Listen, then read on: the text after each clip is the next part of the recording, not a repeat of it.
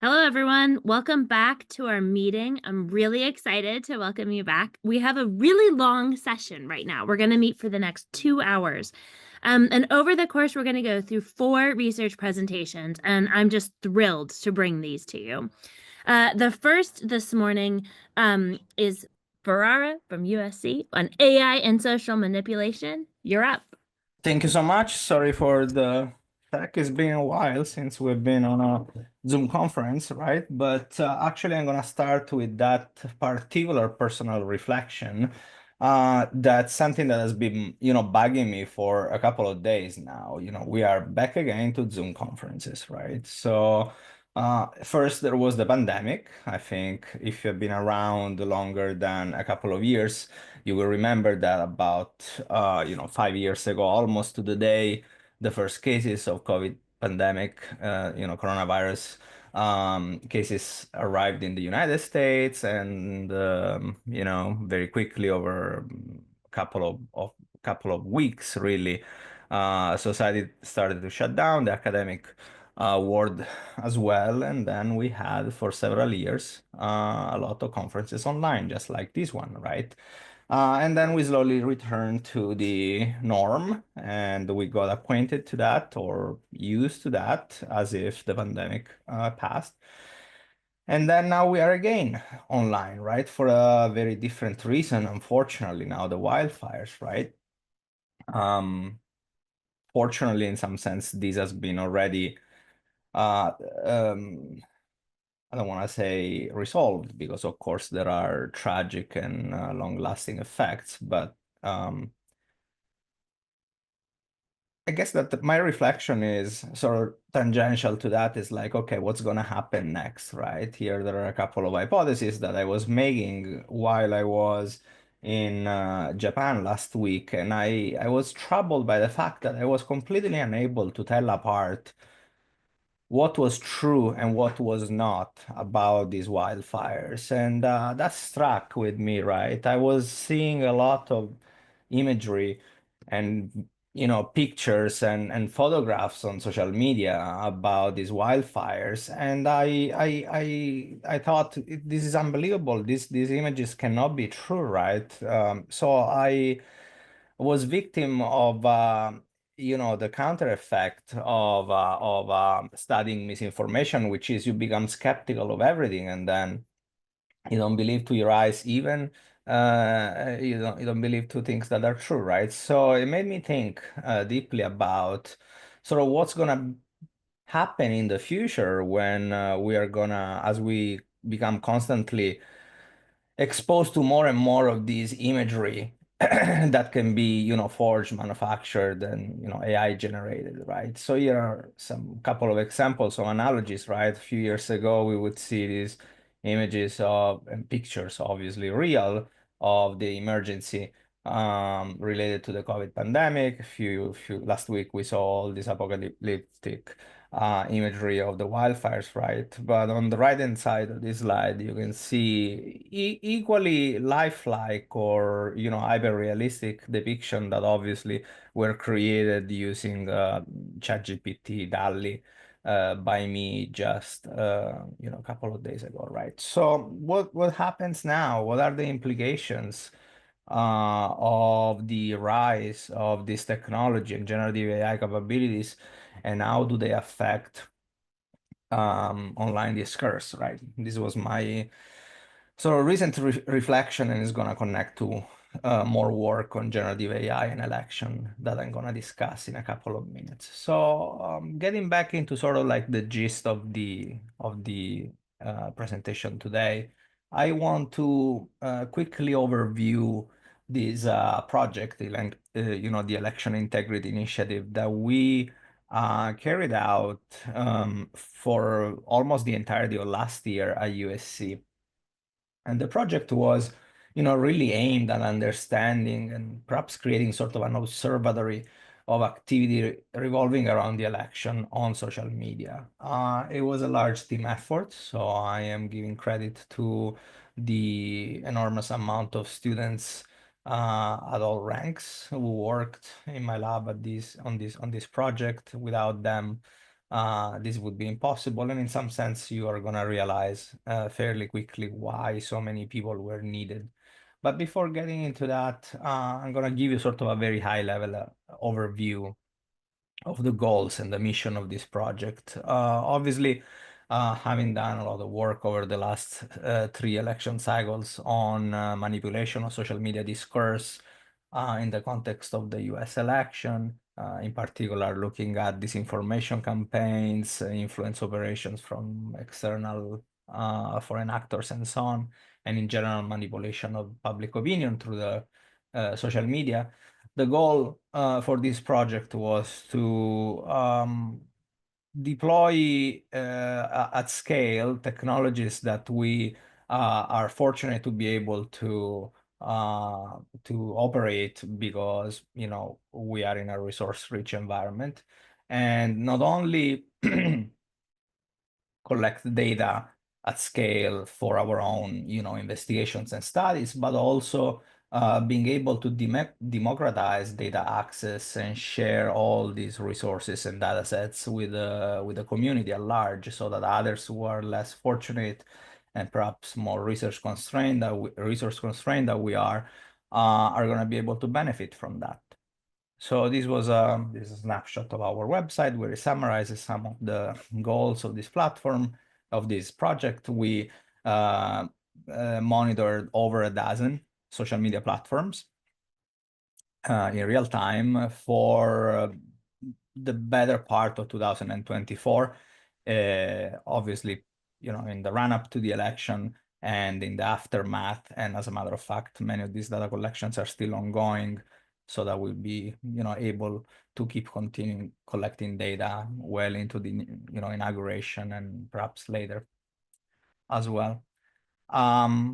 Obviously, the work is postulated on and justified to some extent by the impact that previous similar projects that we held in 2016 and 2020 had. If you are familiar with some of our work, you will know, for example, that in 2016 we discovered influence operations that then were later linked to the Russian IRA influence campaigns by investigations in coordination with state of California and later the Senate. And in 2020, we discovered several influence operations by sort of QAnon and other alt-right groups. So one final desiderata for this project, a goal, was to also be able to disseminate our findings quickly, or at least in a way that was more dynamic and faster than the typical academic publication cycle that, as you all know, takes months or years. So we came up with this notion of publishing, or I should say posting online in some sense, these non-peer-reviewed memos in a timely fashion, meaning as quickly as we were confident that the results would hold scrutiny. And obviously our reputation is on the line, so we didn't quite dare putting out stuff that was half-baked, and therefore there aren't a ton of these studies yet. There are less than a dozen at this point, probably 10 or so. These are some of the screenshots of some of these memos or these working reports. Some of them, about half of them, are actually about dataset releases. We released several datasets that I'm going to describe in a minute. And then a few others are about really actual investigations into the events. Very briefly, so that I can get to some of that, I'm going to mention the fact that we have looked at the use of generative AI in the context of the discussion. I'm going to dive deeper into these in a minute. But in this paper that you can see on the screen, my goal was to sort of chart the landscape of possible ways in which generative AI specifically can be abused in the context of public discourse, specifically election-related discourse, for interference or influence. And these are real examples that I'm going to show you. Sorry, I should say the ones on the bottom right of the slide with Jacked Up Joe and Trump. Those are actual real world examples of generative AI memes that have been wildly popular on some of the platforms that we studied. On the other hand, the the left-hand side of the slide, those are all AI generated kind of proof of concepts, or they are not things that we found online. As I said, democratizing data access was another goal.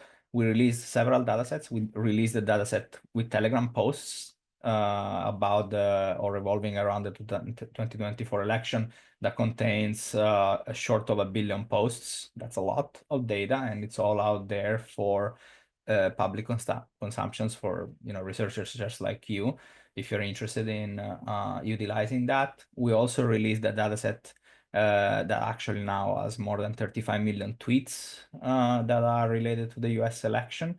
And we released a dataset that has the entirety of the posts that have been ever posted on Truth Social since the inception of the platform. So the entire history of Truth Social, if you're interested in that type of platform. We also have a dataset that has been released with TikTok content, several million videos, and a few more. If you're interested in data, you can ask more details about this later.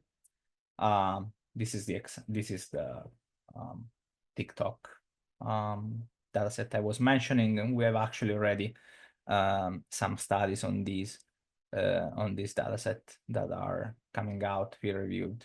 Let me dive deep quickly in my last 10 minutes or so in the investigations that we carried out. I'm gonna briefly overview or summarize 2 studies. The first one that you can see here was aimed at identifying influence operations and information operations and influence campaigns, potentially by, again, external foreign actors and similar, that we have, because we have developed a toolkit of machine learning techniques that allow us to study, to identify this activity, suspicious activity, in very large networks. And the goal for this particular study was to go beyond analysis of one single platform, which is what has been traditionally done not only by ourselves in dozens of papers in the past, but also by the vast majority of the research community. So we started to focus on cross-platform coordinated activity and what we called hybrid campaigns, which are in essence, campaigns that are operated across different forms of media, social media, news, websites, and YouTube or other multimedia or streaming platforms and so on. And we were able to actually already show or demonstrate proof of concept by looking at data at social media content across 3 different platforms, X or Twitter, YouTube, and news websites. Looking back at data from summer 2024, we uncovered various influence operations engaged with dozens of accounts that were engaged into these operations. And you can look at the paper for sort of the technical details, but the gist was that we utilize a variety of different models that essentially track content posted by the accounts and look at similarities between posting patterns on different platforms, and also look at links between platforms. In other words, content that is posted on one particular platform that is linked to another. So links to YouTube videos posted on Twitter and stuff like that. And this allows us to create these cross-platform networks. And in the study, actually, we have 2 papers. This is the first one where we revealed a small network of 34 accounts dating back in July 2024 that was carrying out an influence operation that was accruing tens of thousands of views on each video posted on YouTube that were then later circulated or promoted, if you want, across Twitter. And then we have another study that looks at similar patterns also for Telegram. And peculiarity or interesting finding about this study here is the fact that these campaigns started to circulate generative AI or AI-generated content similar to these memes that I showed you earlier on. And then we discovered the fact that the operation tends to rely heavily on these mock sites, mock news websites. So these are, as you probably are familiar with this idea, websites that are created ad hoc. They are basically just a wireframe. They appear to look like a legit news website, but there isn't really anything functioning besides, well, there isn't really nothing. It's just a static page with some typically either false news or an exaggerated or hyper-partisan type of message and so on. These outlets were widely distributed by these accounts that we discovered. And we found a number of other networks. I think this was another one with 54 accounts that pushed certain narratives that you can see on the screen. And interestingly enough, this was not, only exclusively pro-conservative narratives. As a matter of fact, there were also, it was bipartisan, even if not proportional in some sense. There were campaigns supporting both sides. This is something obviously not new that we have seen in the past as well. The goal of these campaigns sometimes seems to be, to creating chaos and divisiveness and trigger, inflammatory comments and confusion as opposed to pushing one particular candidate. Here there is more. Again, feel free to look at the papers that I linked that I will summarize in the end. This is another network that we identified that goes through Telegram and Meta or Facebook pages and Twitter accounts and other social media platforms. The second study that I want to quickly highlight and summarize in closing is what I feel is a really important study that looks at algorithmic amplification and in particular our ability to study or audit political bias and the effects of algorithmic recommendations on exposure to political content and political accounts in this case in Twitter on X. So we studied the way we set up this study is much more similar to the ways that many of you in this audience are accustomed to. Is a sort of is a real experiment, if you like. We deployed in the order of I think 40 or so sock puppet accounts on X, and these accounts were in essence created ad hoc from scratch and utilized to collect data. They were not active, they were not doing anything. They were in essence just probes that we created to see how the platform recommends content to new accounts. These sock puppets belong to roughly 4 groups. Each of them has at least a dozen or perhaps even more, if I remember correctly, perhaps up to 30 accounts. There is a group of sock puppets that we call neutral. These accounts are created and they do not follow anyone. Then we created 2 groups of accounts that we call left and right leaning. The accounts are initialized to, from scratch, and they follow 10, each account follows 10 random political accounts, either left leaning or right leaning. And then we have a 4th group for control that is this balanced group of accounts. They fall half and half. So 5 liberal and 5 left and 5 right, let's say. And then all we do through these sock puppets is basically scraping their timeline. In other words, collecting everything that a user would see on their feed if they were to really utilizing these accounts. And it turns out to be a really healthy amount of data, more than 100,000 tweets per day for this is still going on actually, so for several months now, but the study is limited to the first 3 weeks of data collections. And this is what we found. We found a couple of really, I think, revealing things. The first thing is that we track the diversity of accounts that appear on the timelines of these sock puppets, right? And we show that there are the diversity of accounts showing on different timelines is it varies wildly between these four groups, right? The neutral group has the most diverse set of views, but if you look at the right-leaning accounts, they experience the highest exposure inequality. This group has the highest Gini coefficient, which means the least diverse set of users represented in these timelines.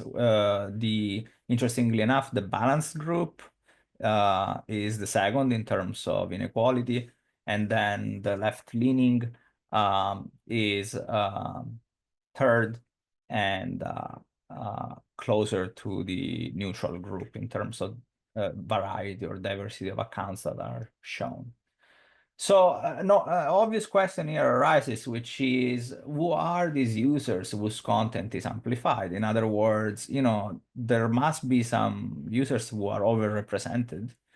And we looked at the users that pop up more frequently in the timelines of these different groups. We started from the neutral group, the control group, and we immediately noticed that there are some obvious VIPs, political figures, Elon Musk, and so on.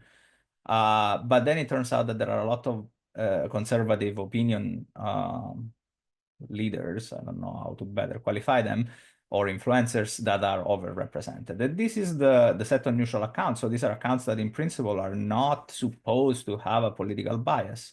So if you create an account on Twitter right now, by default, you are going to be overexposed to conservative opinion leaders or influencers. So what happens when these accounts start following partisan accounts? Well, it turns out that your timeline immediately gets filled up overwhelmingly with partisan aligned content. It turns out that the top conservative voices are amplified upwards to 50% more frequently than the baseline if you're looking at the accounts that start following the right-leaning users. Interestingly enough, and importantly, the same effect is evident for left-leaning users. So it's not like it's unidirectional. It's not that you go on Twitter, on X, you create a new account and you get exposed to conservative content irrespective of your leaning. If you start following left-leaning accounts, you suffer the same effect. So you get overexposed to left leanings, which is in essence what the recommendation algorithm is doing, is aligning with your political preference expressions, right? But the side effect of these, or the byproduct, is that, of course, this is creating very homogeneous timelines from a perspective of whose content you see. And many of you will observe, of course, that some people call this, the echo chamber effect, right? It's a divisive concept. I'm not particularly interested in the debate about how we call this phenomenon. I'm much more interested in just understanding if it's there. And with that, I'm essentially wrapping up. Obviously, some of these studies had quite some exposure, and we are doing more, and we are looking forward to collaborate with other folks and have the community at large benefit from the data that we released. This is the final slide that summarizes all the work that we have done in this space. On the left-hand side, you have all the memos that I mentioned. Many of them are, linked to GitHub datasets and so on. And on the right-hand side, you have some of the work that we've done recently, studying social network effects, studying the use of generative AI tools such as large language models to do something good, like fact-checking or enrichment of data for understanding of political content on social media. And finally, there are a few papers on future challenges in the space of generative AI and democratic discussion. Thank you. Thank you, Emilio. I can't wait to get access to this data. I'm so interested to see if like the patterns of language follow the patterns of links. But Oh. it is not my turn to talk. It is Joanne Miller's turn to talk, who gets to share her slides on motivated misperceptions and public opinion about abortion. Excellent. There we go. Okay. Take two. I don't think I actually turned them off, but I made them transparent. So they're still there someplace, I think. Okay. So first, I want to add my voice to the condolences to all who are dealing with the California fires. And I want to thank again Mike, Betsy, and Sabrina for a seamless switch to virtual. And I also wanted to say that I love you all so much that I'm here on my birthday. I'm presenting on my birthday. Okay, so now into the talk. This is a collaborative effort from a group of colleagues in political science and communications at Delaware. We're all affiliated with the Center for Political Communication. And this was a study that was funded by the center. Our authorship order is alphabetical, but I do want to note that this project is really led by Erin Cassess. Okay, so our project was motivated by statements such as this one. This is from the presidential debate between Donald Trump and Joe Biden in June.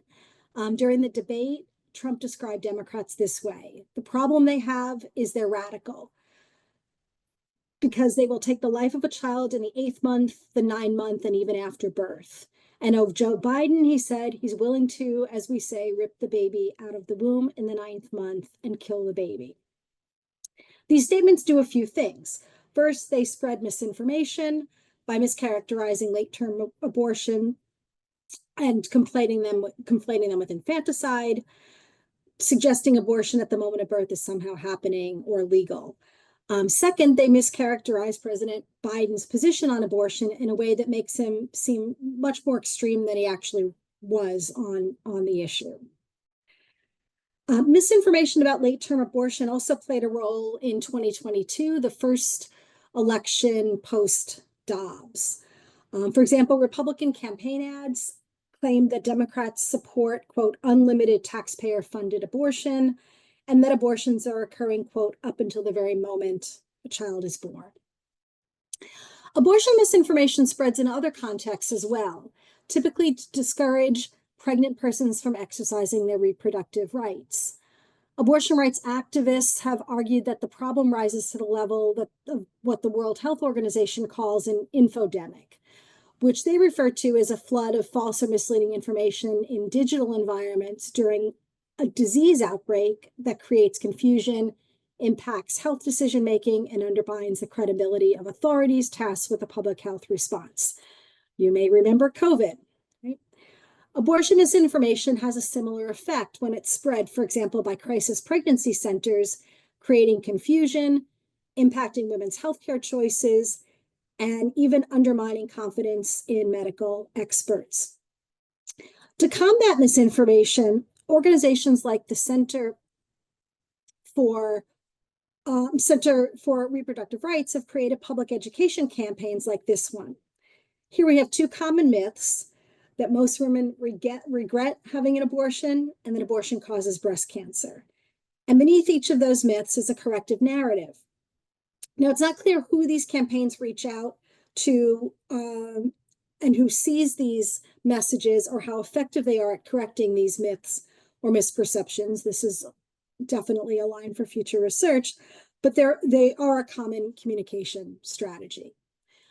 So it's with this backdrop that we decided to collect some survey data on abortion misinformation and belief in abortion misinformation. And so we have three kind of broad research questions. How commonplace is belief in abortion misinformation? Who believes abortion misinformation? And does belief in abortion misinformation affect abortion policy attitudes? So our theoretical framework, and this shouldn't come as a surprise from any of you who know my work in these areas, is we're coming from a partisan motivated reasoning framework here. People aren't motivated to correct misperceptions that are consonant with their views. Instead, misperceptions reinforce existing views and perpetuate polarization. So this has implications for abortion messaging in campaigns and elections, perceptions of candidates, position taking, and public health campaigns and public policy. So although in some sense, the goal of this project was largely descriptive, just to kind of get a sense of the lay of the land here about abortion misinformation beliefs. We do have a couple of guiding hypotheses. First, that belief in abortion misinformation will vary by party and by the content of the misinformation, and you'll see this in a minute. Second, that the effect of party on belief in abortion misinformation is going to be moderated by party identification strength and political engagement. Identity strength is one of those variables that can exacerbate motivated reasoning in the sense that these are the people for whom that identity is most important and people for who most want to maybe protect that identity. And engagement is another variable that exacerbates motivated reasoning in that engaged people are more able to see sort of connections between their identities and information out there, and are more able to therefore direct their motivated reasoning in an effective way for them. Lastly, we're looking at the relationship between belief in abortion misinformation and policy attitudes, with the hypothesis that misinformation will be negatively associated with liberal abortion policy attitudes. And that'll make sense, obviously, when you see the misinformation that we're measuring here. Okay, so this comes from a 2023 CES survey fielded in November of 23. The abortion misinformation items we're using here, and these are paraphrased, and they're in the direction here of the sort of that in the whatchamacallit. Anyway, sorry. These are the 6 statements. These didn't come from any sort of systematic study of social media or the abortion misinformation items out there. These come primarily, Erin Casses has been doing some work in this space and has been looking at campaign ads on abortion. And so to some extent, they come from what are commonly seen in those campaign ads, especially over the last couple of years. We're using party, and we're just focusing here on Democrats and Republicans, and we're measuring party identity strength and political engagement. And then we have a set of abortion policy attitudes, which I'll show you in a minute. And then we've got demographic controls. Here are the abortion policy attitude items we're using. And all of these are coded such that higher numbers mean the more liberal policy position. Okay, so how common is belief in abortion misinformation? Here are the percentages of people who say that the piece of information is either maybe, probably, or definitely true. And you'll see here that they range from the smallest percentage saying that abortions are common after the first trimester, sort of thinking that that one is true, to the largest percentage, 60% of people say that that it's maybe, probably, or definitely true that abortions lead to regret. So now let's look at this split by party. Okay. And so what do you see here is the orange bars are the Republicans, blue bars are Democrats. And what you see is that for 4 of the items, after first trimester, public doesn't support abortion, cancer risk, and regret, Republicans believe those pieces of misinformation to a greater extent than Democrats. There's one here that Democrats believe to a greater extent, and that's that multiple abortions are uncommon. The way we phrased it in our survey was over 40% of women seeking abortions report that is not their first one. This statement is true according to survey data collected by the Guttmacher Institute. And so the misperception here is thinking that that statement is false. So if we look at associations with belief in abortion misinformation, what I've done here is I've taken those 4 that Republicans believe more, and I've created an index of those. And then I've got the one left-leaning one separate. Not surprisingly, party matters. Republicans are more likely to believe the right-leaning misinformation. Democrats are more likely to believe the left-leaning misinformation. Not much else going on here, except for ideology is in the same direction as party ID for right-leaning misinformation. So what about moderators with party identity strength and political engagement? So I'll just show these both. On the left-leaning misinformation side, there are no interactions at all. Keep in mind, this is just one, the dependent variable on this side is just one measure of misinformation, maybe not generalizable if we had a larger set of left-leaning abortion misinformation here. On the right-leaning side, nothing going on with party identity strength, but there is an interaction with political engagement. Let me show you what that looks like. Okay. For Republicans, if we look at the right side of this figure, okay, engagement has no effect on belief in the right-leaning misinformation. So it doesn't matter whether you're low engaged, high engaged, no differences there. On the Democrat side, engagement matters. The more engaged you are, the less likely you are to believe the right-leaning misinformation. That's a motivated reasoning effect, right? That these are the folks who would be less inclined to believe this stuff, and they're even less so inclined to do so when they're highly engaged. We don't get the effect on the right-leaning side where the more engaged people are, the more likely they are to believe these. So relationship next between abortion misinformation and policy attitudes. If I use we use here the whole combined abortion and misinformation index, so including the left-leaning one, because that left-leaning one, if you believe it, it still would lead you on the side of not supporting abortion policy attitudes. So we see here a strong effect for abortion misinformation on policy attitudes. And I'm going to come back to the causality question in a minute. Republicans, again, are less likely to support liberal abortion policies and so forth. You can see the only other variable that has a big effect here is ideology. And then there's some for religiosity. The last thing I was interested in looking at here was the effect of abortion misinformation on abortion policy attitudes as moderated by party identification and engagement. And so here the question is, for people who believe that abortion misinformation, does it have a bigger or smaller effect depending on your party? And it doesn't. Okay? So regardless of whether you're a Democrat or a Republican, right, there's no difference in the effect of belief of that misinformation on policy attitudes.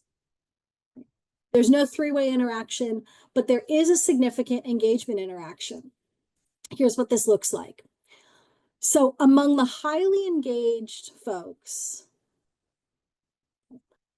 abortion misinformation has a strong impact, significant impact on policy attitudes in the conservative direction. That's what this negative coefficient is, because these are all keyed in the liberal direction. Okay. So the key here is that for the highly engaged folks, misinformation has an effect. These are the people who we expect will be most likely to act on in terms of vote choice, policy advocacy, and so forth on their policy attitudes. There's no effect for belief in abortion misinformation on policy attitudes for those who are less engaged. And here is just a median split. I neglected to mention that. This is just displaying the interaction here using a median split on engagement. Briefly, a couple of implications and next steps. Misperceptions are motivated, no surprise to anyone here.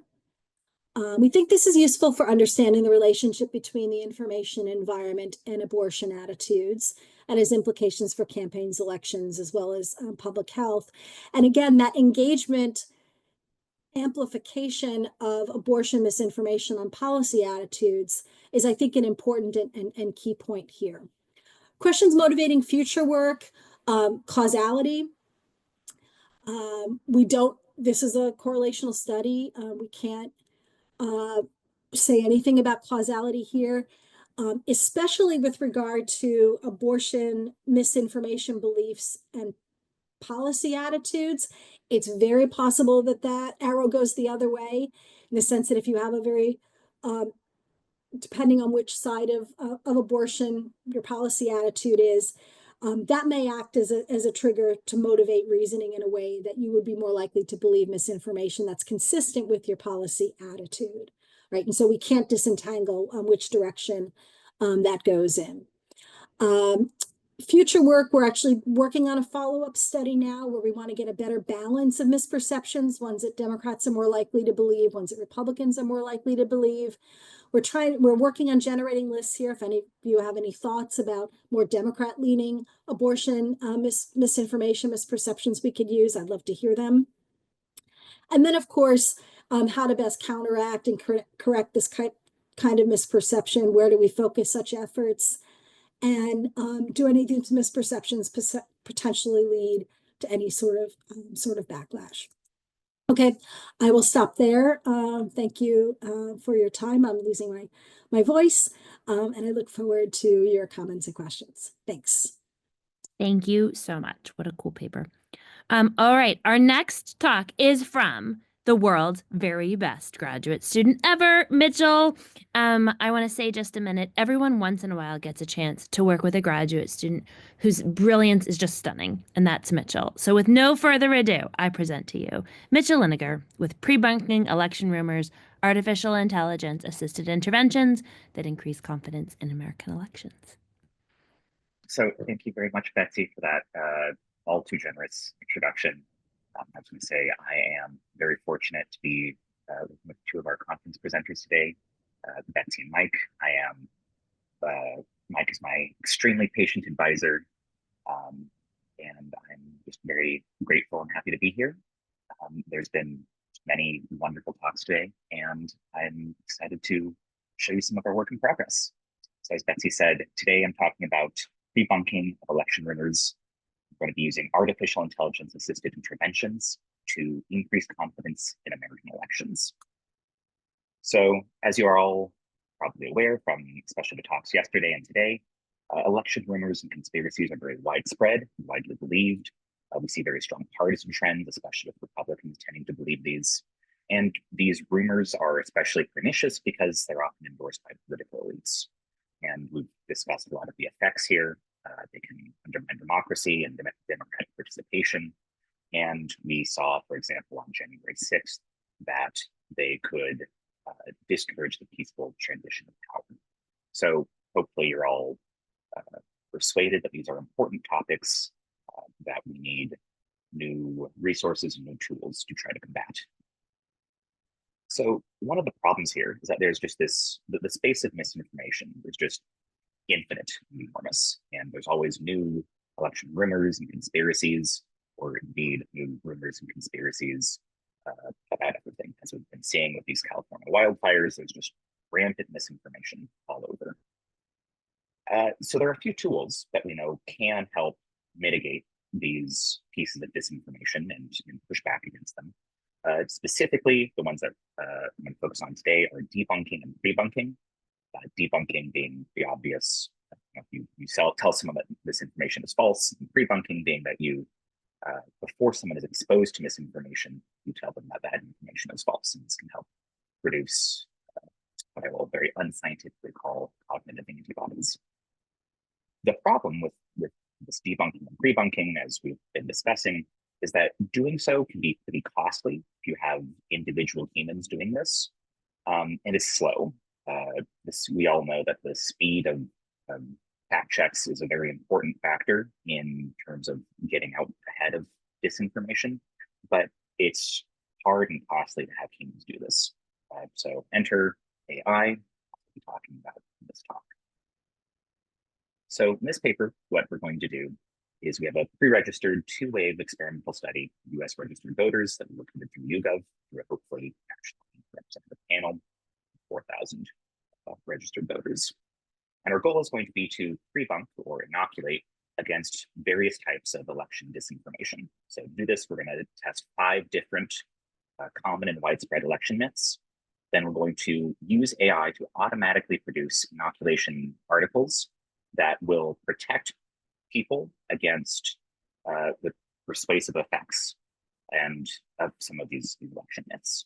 And what we're going to find, just to highlight results, is that these AI-generated prebunks can reduce belief in specific election conspiracies and increase, although only temporarily, belief in the integrity of the national election. All right, so like I said, this is kind of early stage work. We're just in the process of, this is our first real paper in this area. So I have a few requests of the audience. First of all, if you have any thoughts on what might be driving heterogeneous responses within party, because we do see that some people respond pretty well, others not so much. And this does not necessarily correspond with strength of belief, as I'll show you. So there's some mysteries here that we're hoping to explore. Another question is how exactly to frame this research. Again, early stage, we're just in the process of starting to submit this. And I'm a little grad student, so any help you can provide here would be very appreciated. Also, it's totally possible that there are large parts of the literature that we're currently missing. If you'd like to check out our current work, you can go to tinyurl.com/prebunk, which has the current version of our paper. All right, with that, I'll hop in. Okay, so first of all, just to get us all in the same frame of mind, here are some figures that have the ratio of American voters that think that each of these election myths is common or not common. All of the numbers from 2008 to 2022 are from the SPAE, and then the 2024 number are from a study that we ran right before the study I'm going to be talking about. The important part of this figure is that we see that these levels of belief are pretty consistent, especially consistent between our sample from YouGov and from the SPAE as of 2022. All right, so again, this is the same figure or the same data, but now breaking it out by political party, where we see that probably as no surprise to anyone, that there's a pretty different levels of belief when it comes to political identification, with Democrats tending not to believe these rumors, Republicans tending to believe. Now, from this list of 10, we're going to pick 5 particular rumors that we'll be having the AI produce inoculation doses for, and that will be part of our experimental design. But I just want here to really emphasize that these myths are pretty widely believed, especially among Republican independents. Right. So we're going to have 2 hypotheses here. The first is that when we expose participants to the prebunking of a specific election rumor, that people tend to believe that rumor less. And the second, when we expose people to a particular prebunking of an election-related rumor, that they have higher confidence in the national election, or that their vote is counted at either individually at the county level or the national level. And this will, I think, correspond very directly with a lot of the research that we've been seeing over the past 2 days. So I'm going to pop through very briefly our experimental design, and I'll go through this part quickly because I have a nice figure that I'll be able to show you guys in a second. So we're going to first start with all participants answering some pre-treatment questions, and these will use to elicit pre-treatment beliefs. Then for each of our 5 rumors, we're going to assign each participant to one. We have Breitbart articles that endorse each of these rumors.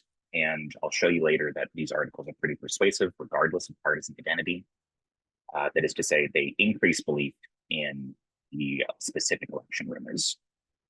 So we're going to have all of these participants read one of these articles, but before they do so, we're going to experimentally change whether they, prior to this article, read either an AI-written inoculation article or an AI-written placebo article.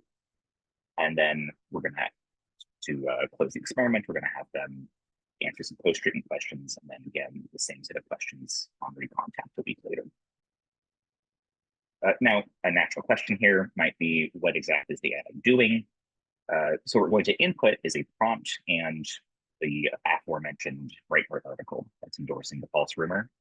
And what we did with our psychologist colleague, Sandra van der Linden, was to iterate the initial prompt until we could satisfactorily produce inoculation articles for a single rumor, which was not included in the study, and then use the same prompt with different articles in order to produce all of the articles that participants would actually see. Obviously, we're releasing all the prompts and the generated articles so that all of you can hopefully use some of these in your own work. Okay, so here's the figure I promised. You can see in these blue panels, these are things that all participants are doing, regardless of what they're assigned to. So we have the same pre-treatment questions, the same post-treatment and recontact questions, and then everyone is going to be reading, if they're assigned to a control condition, the same placebo article, which was written by an AI and was just about remote work.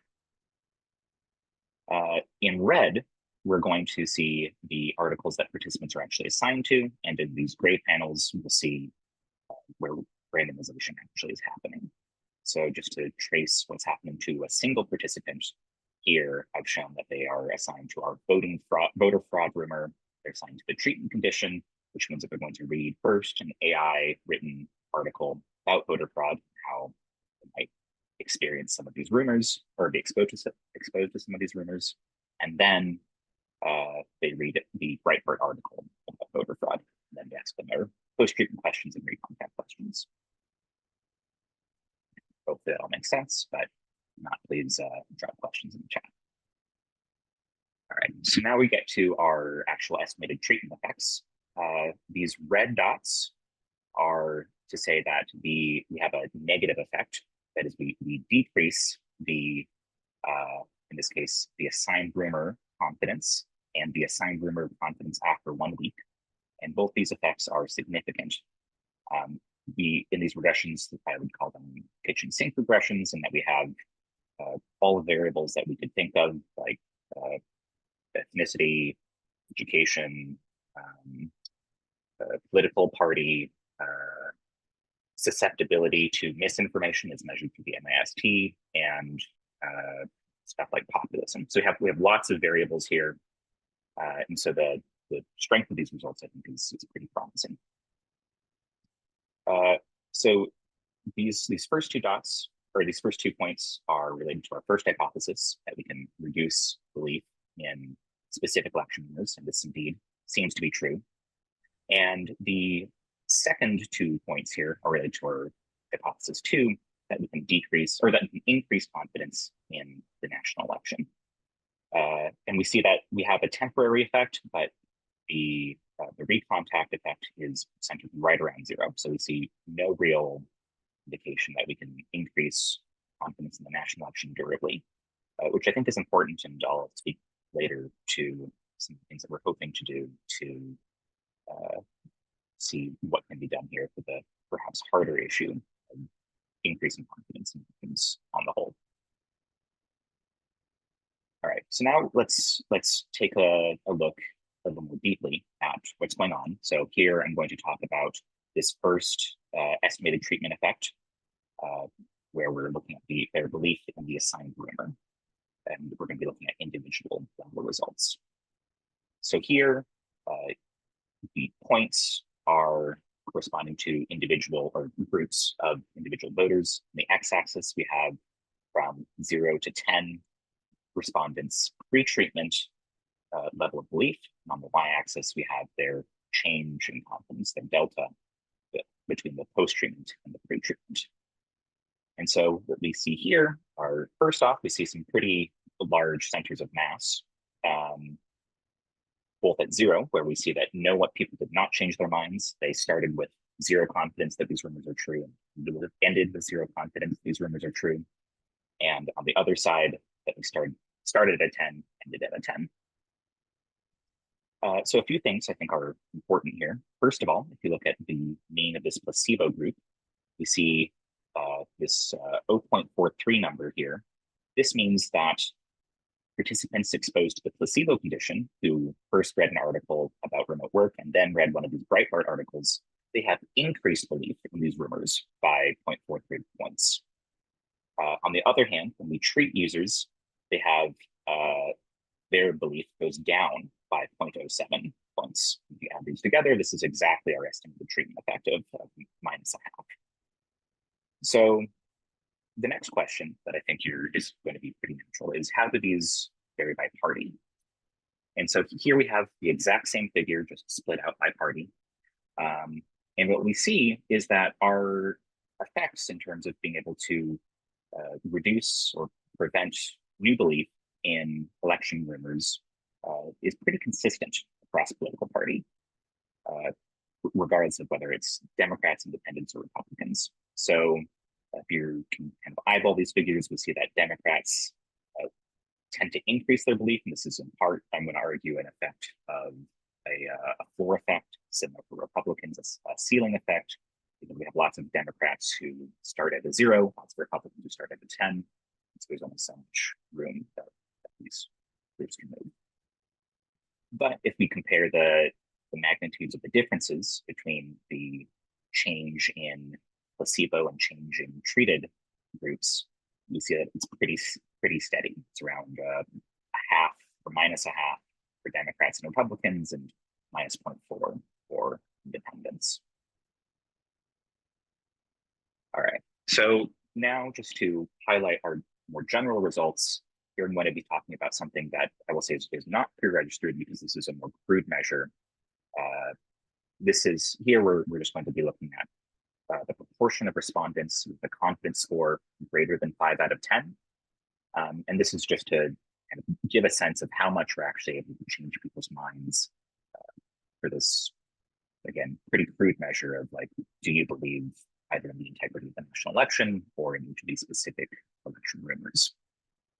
And I'd say the big thing to note here is that we see that it tends to be that people's belief in the integrity of the national election tends to return about to where it was, just in terms of greater than 5 or less than 5 after a week, so after recontact.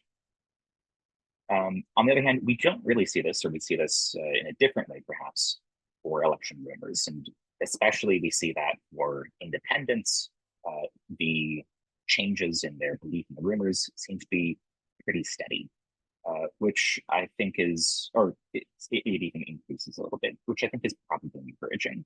We do see that Republicans, after a week, tend to revert to their mean level of confidence, or their pre-treatment level of confidence as measured by this binary.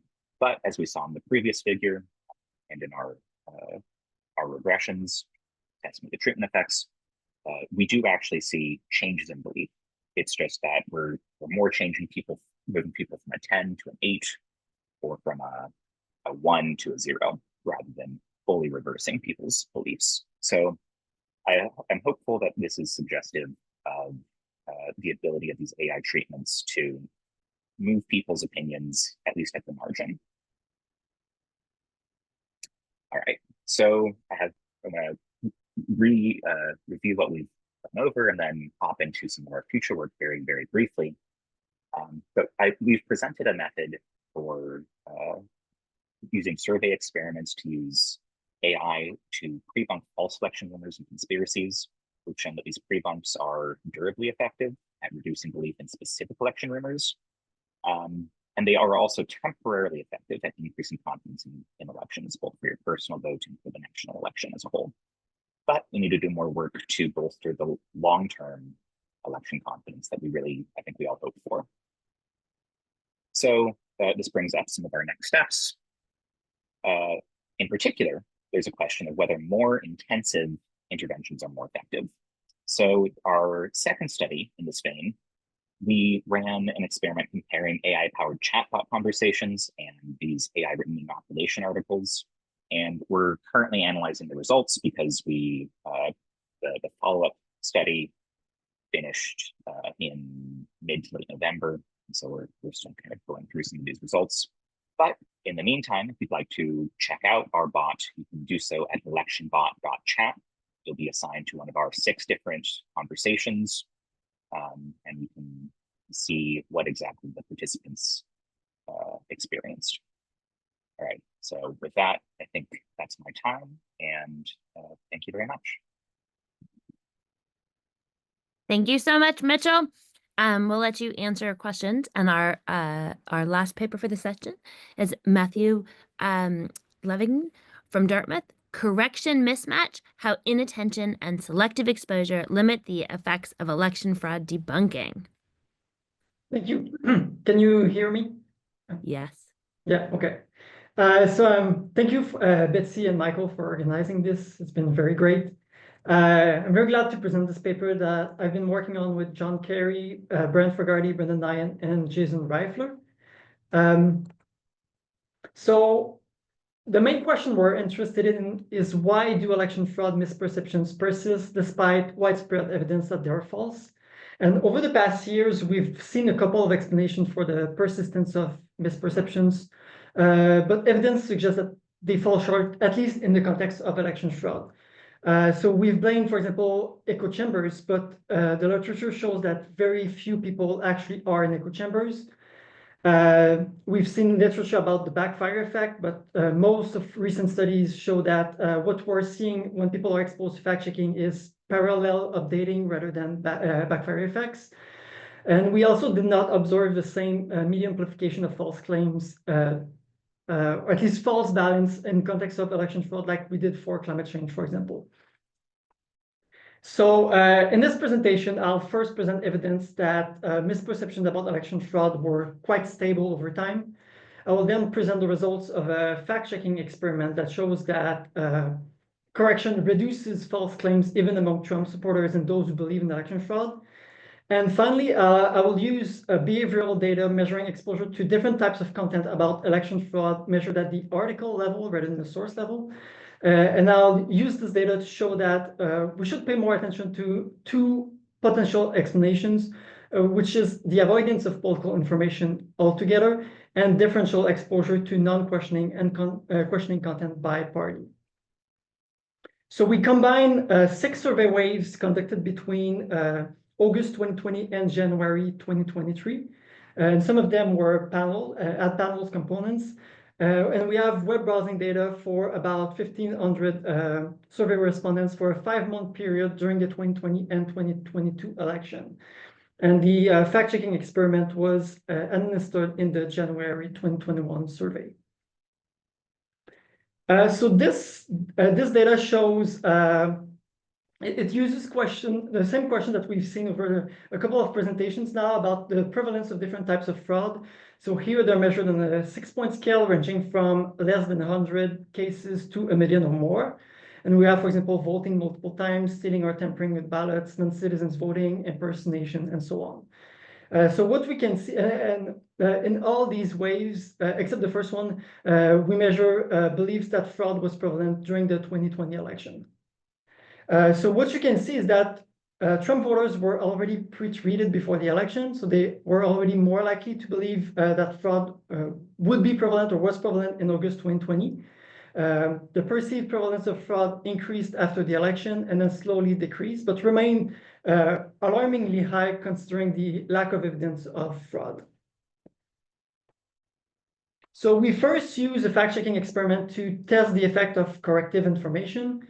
So half of our sample was exposed to a fact-checking article from the Associated Press debunking 5 claims made by Donald Trump about the election being stolen, the vote counting process, the voting machines, votes cast by dead voters, and Republican observers not being able to observe the ballot counting process. The outcome variables are belief in true and false statements measured on 4-point scales, and overall discernment, which is the difference between the two. And we use OLS with covariates selected using lasso to increase precision. So this is the beginning of the treatment. So it's an actual article. It provides some context about where or when Trump made these claims. And after seeing that, basically each of the claims were debunked one after the other. This is the coefficient plot. So if you look in bold at the average effects, you can see that exposure to the fact-checking article increases the perceived truthfulness of true statements, decreases the perceived truthfulness of false statements, and increase overall discernment. And the effect is statistically significant for 5 statements out of 6. And these were targeted statements, so statements closely related to the fact-checking article. The effects are smaller, but still significant if we look at overall the perceived legitimacy of the election in general or non-targeted statements.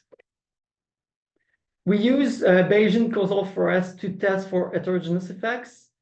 So these are the coefficient plots for overall discernment. And basically, we find consistent effect independent of Trump approval, feelings towards Trump, discernment in the previous waves, belief that Biden was the rightful winner of the election, and so on. So we have little evidence that motivated resistance to correction can explain the persistence of misperceptions. So we use behavioral data about exposure to measure what type of content people were exposed to during these 2 elections. And most of the previous research uses data at the source level to measure exposure to misinformation, which can lead to false positives or false negatives when, for example, people are exposed to true information from untrustworthy sources, false information from trustworthy sources, or basically it includes content that is not relevant at all for what we're trying to measure, because most of the content was not about election fraud. So we improve on previous methods by measuring the actual content of all the news articles that respondents were exposed to during the 2020 and 2022 election. So as I said, we have web browsing data for more than 1,500 respondents during the 2 elections.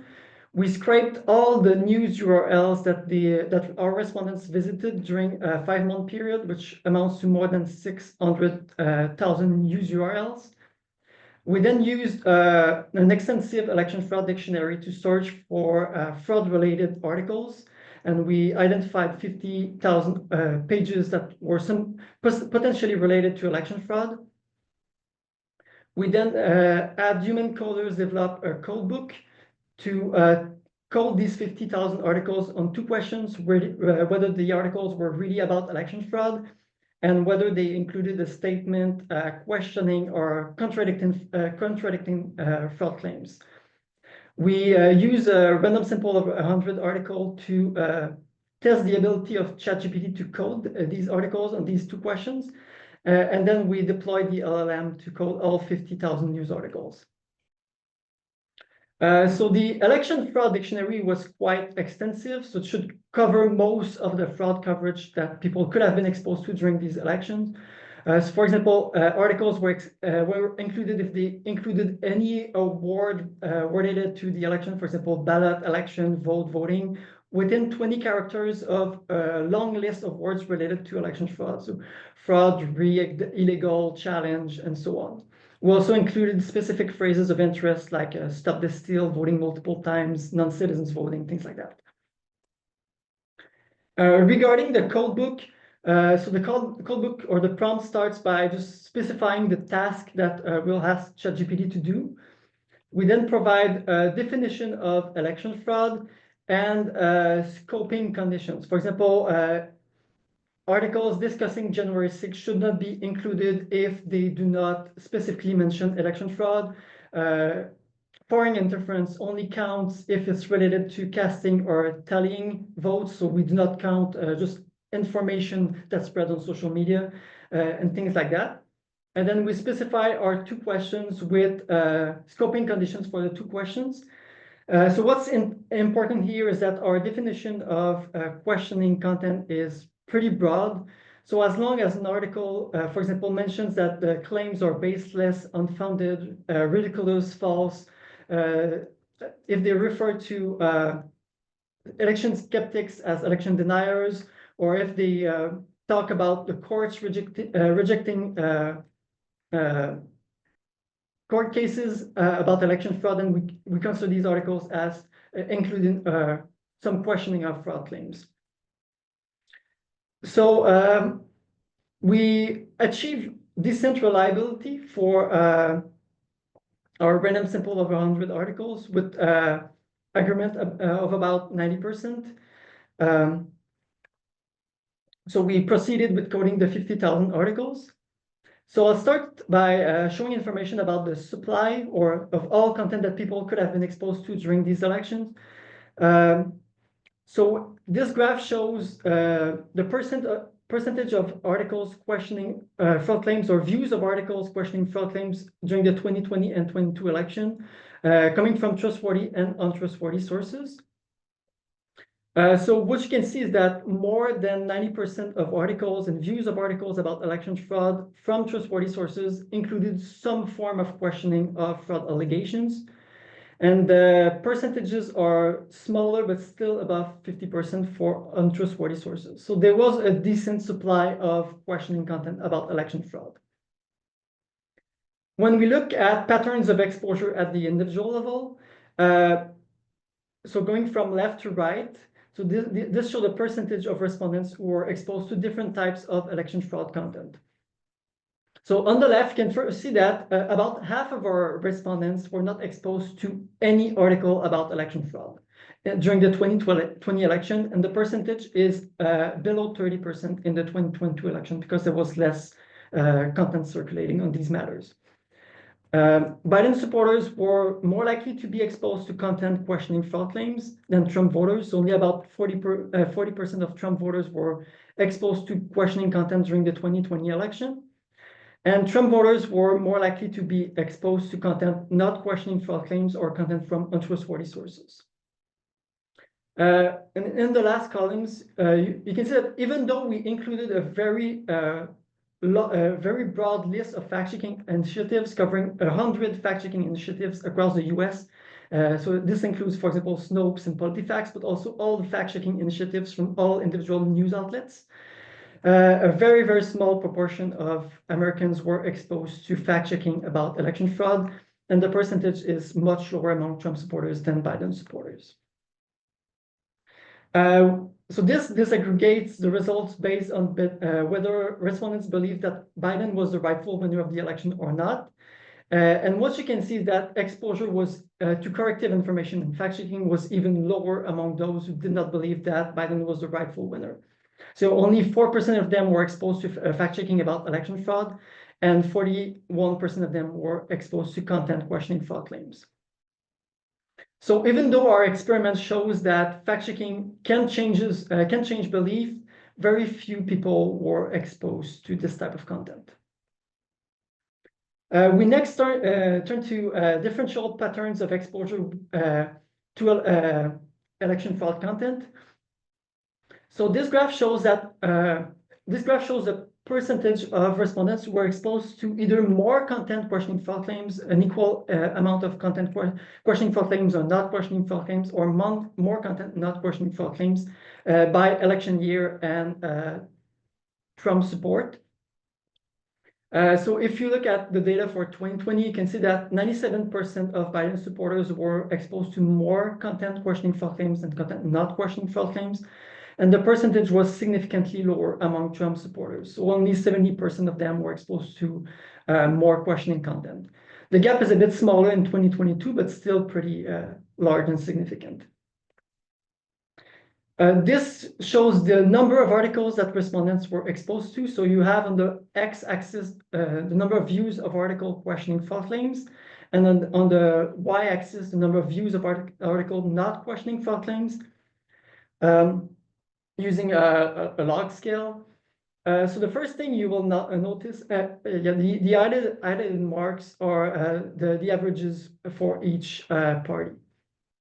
So the first thing you can notice is that there are few observations above the 45-degree line. So even among Trump supporters, there were little people, or a small percentage of people who were exposed to more content not questioning fraud claims. So they're exposed to a similar amount or more questioning content. However, the percentage or the ratio between questioning and non-questioning content is significantly different between Trump voters and Biden voters. So in 2020, Biden voters were exposed to about 22 articles questioning fraud claims on average, compared to 2 non-questioning articles, while among Biden voters, the ratio was about 8 to 6. So to better understand the source of these differences, we wanted to see what percentage of the difference comes from exposure to different sources versus different articles within the same source types. So this shows the difference between Biden and Trump supporters in terms of the percentage of views questioning fraud claims, the percentage of articles coming from trustworthy and untrustworthy sources, and then the percentage of views questioning fraud claims by source types, using frequency weights to account for different levels of exposure. So on average, the percentage of content of views questioning fraud claims was 33% higher among Biden supporters than Trump supporters. So this is the difference that we're trying to explain. When we're looking at the exposure to trustworthy sources or untrustworthy sources, you can see that a significantly larger proportion of views was coming from trustworthy sources among Biden supporters than Trump supporters. So 86% of views of election fraud content among Biden supporters was coming from trustworthy sources, compared to 45% among Trump voters. I need to say that among Trump voters, this is partly caused by the fact that we're using frequency weights. So the percentage is slightly above 50% when using probability weights instead. And finally, at the bottom of the table, you see that when consuming content from trustworthy sources, Biden supporters, 94% of what Biden supporters saw question fraud claims, compared to 75% among Trump supporters. And the difference is even larger when looking at untrustworthy sources.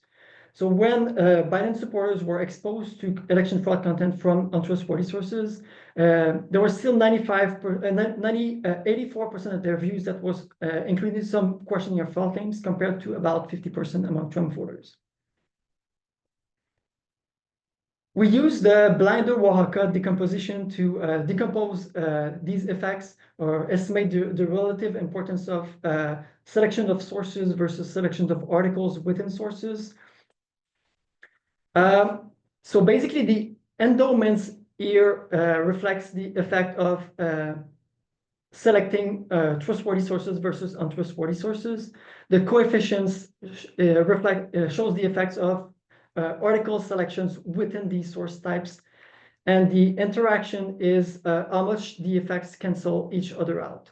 And there's a negative interaction effect because there's a ceiling effect among Biden supporters, because they were mostly exposed to content from trustworthy sources, and most of the content questioned fraud claims.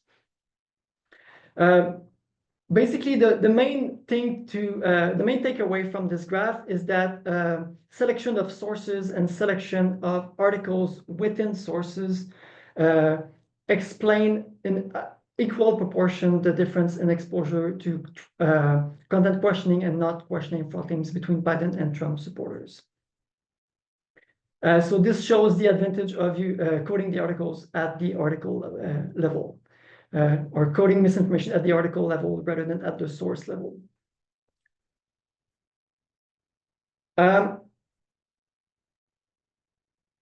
So these different rates of exposure to content questioning fraud claims between Biden and Trump supporters are likely to be very consequential.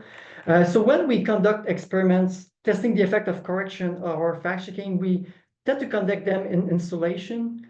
But people might encounter different types of content or be exposed to misinformation after encountering fact-checking or corrective information when they consume information online.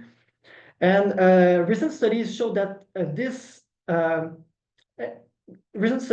encountering misinformation or dubious content after encountering fact-checking can limit the corrective effect or limit the ability of fact-checking to really correct false beliefs. This graph shows what content respondents were exposed to within a week of encountering a story questioning fraud claims. And you can see on the left is the percentage of cases where respondents were exposed to content not questioning fraud claims within a week of encountering questioning information. And each dot here is an observation or a respondent in our sample. So what you can see is that in 2020, within a week of encountering a story questioning fraud claims, 37% of the cases, in 37% of the cases, Trump voters were exposed to non-questioning content within a week. And the percentage was significantly lower among Biden supporters. Only 17% of cases, they saw non-questioning content within a week of being exposed to questioning content. The percentages are overall lower in 2020, but we still see a significant gap between Trump and Biden voters, where about a quarter of the time Trump voters were exposed to non-questioning content within a week of encountering questioning content. So this basically shows that we should study offsetting exposure a bit more when studying the effectiveness of fact-checking and corrective information. So we were interested in understanding the persistence of election fraud beliefs, and we showed that most of the content that circulated during the 2020 and 2022 election was skeptical of fraud claims made by Donald Trump. We've showed that directionally motivated reasoning or backfires effect do not explain the persistence of election fraud beliefs, and that overall people were exposed to little content about election fraud, let alone fact-checking or corrective information about election fraud. And this low exposure is likely to limit the aggregate effect of fact-checking or corrective information on public opinion. And Trump voters and Biden voters were also exposed to different rates of questioning and non-questioning content. So one of the implications is that we need to find new strategies to reach vulnerable audience with corrective information, which is really bad news in the context where fact-checkings are getting removed from social media platforms. So thank you. Well, I would like to thank our panelists. I thought this was a really phenomenal session. We're going to take a lunch break.